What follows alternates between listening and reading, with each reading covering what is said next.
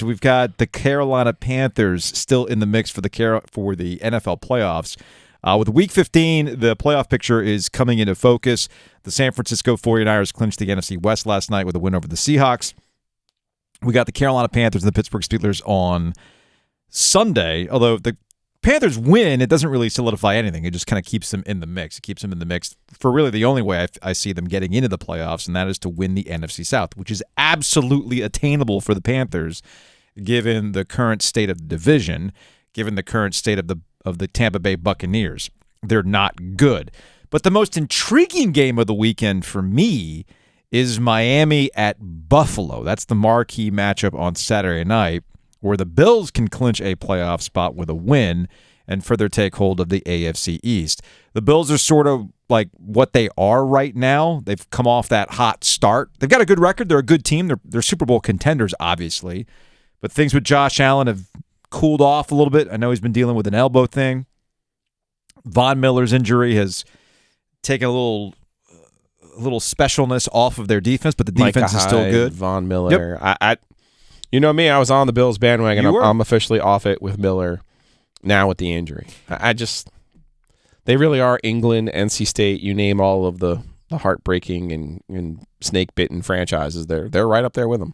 However, the Dolphins are the team that a lot of folks are focused on for a level of schadenfreude that I'm also enjoying as somebody who grew up going to Dolphins games.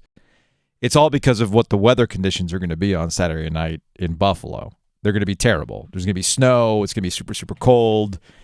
And the Dolphins' offense has been underwhelming the last couple of weeks, which has created a conversation about Tua Tagovailoa, whether or not the magic of Mike McCarthy has diminished a little bit. 17 points in each of their two losses. One to the 49ers, a really good defense. One to the Chargers, not so great of a defense, but they did a really good job of disrupting the wide receivers and keeping Tua off time.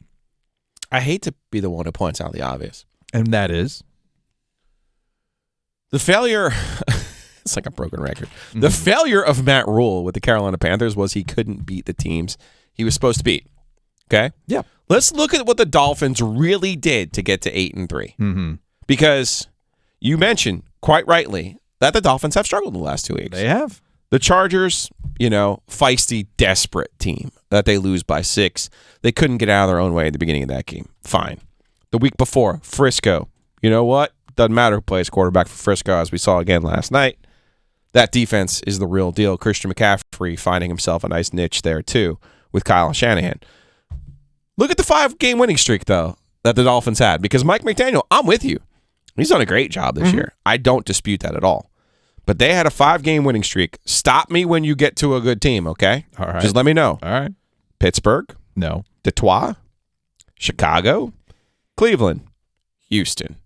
How do we feel about Detroit? Detroit's now, coming on. Okay, but obviously not at the time. But I mean, honestly, were they not good then? But they're good now.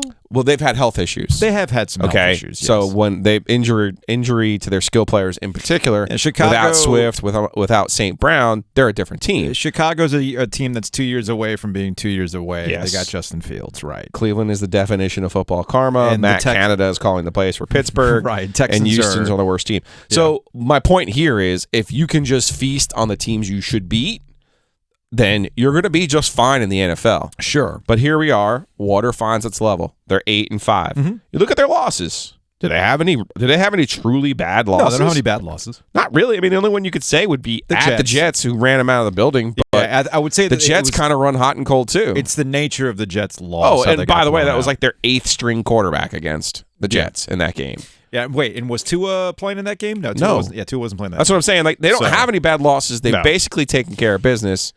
So I like what Mike McDaniel's done, but I also don't think we should get caught up in, well, it's Tyreek Hill, well, it's Jalen Waddle, well, it's Tua Tagovailoa. No, I mean, they're a good team, and he's a good coach. But when they try to punch above their weight class, the only game they have above their weight class is the Buffalo game at home, where they threw them in the sun on that visiting sideline where there was a 30-degree difference. Which gets me to what I've found amusing this week. And maybe this is because I consume too much Miami media, or the Dan Le Batard show, which is national, but obviously since they've gone podcast mostly and YouTube and things like that, they can lean into their Miami-ness a little bit more these when they days. need to. And it's hilarious to me that they're making fun of the Bills for having a game moved because it snowed so much. They had to move. Safety issue. They had to move a public safety because it was a issue. public safety issue, y'all. It's not because they don't think they can play in that. It's because the resources necessary to have a football game would take away from the resources needed to get people out of bad situations in Buffalo. You know, it's like when we have hurricanes come through here. It's not because these teams are scared to play in the hurricanes. It's because, cops that are needed to, be around to direct traffic, emergency personnel, and things like that. Yeah. They're kind of occupied doing other stuff, guys. It's not about being scared. In this particular case, it'll be fine to play a football game. And it's like, you're building a new stadium and you're not even building a dome? Well, why would they build a dome in Buffalo? Should. No, they shouldn't. Really? No, absolutely not. I've seen this discourse pop up today, and that you even agree with the fact that they should build a dome I'm shocked. I'm shocked you would say that. What is football about? You get a... What's football about? You get a once-in-a-generation What's quarterback. What's the football about? What, every 20? Well, 25 years? No, you play in those conditions. Maybe don't draft a quarterback that might not do so hot in those conditions. I actually think Josh Allen is perfect for those conditions because he can run the damn ball. All right? It's not good for his longevity. Not the point. I would You and I absolutely agree build a with dome. that. You and I agree with the longevity aspect of quarterbacks too. Yep. Okay? So I find it hilarious that this discussion has come up. Should they build a dome in Green Bay? Well, they've already remodeled Lambeau Field, but I would have, yeah. No. How many more Super Bowls would they have? No. Absolutely not. What are you trying to do? You trying to win, or are you trying to be tough? Well, then build every stadium as a dome. I would. Make it hockey. Make it the NBA at this point.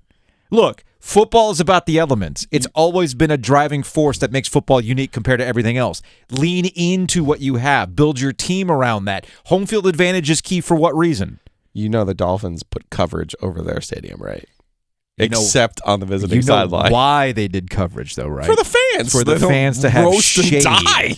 Trust me. Although if there's, I grew up going to Dolphins games. I never rode. I'm still here. Maybe it has something to do with climate change.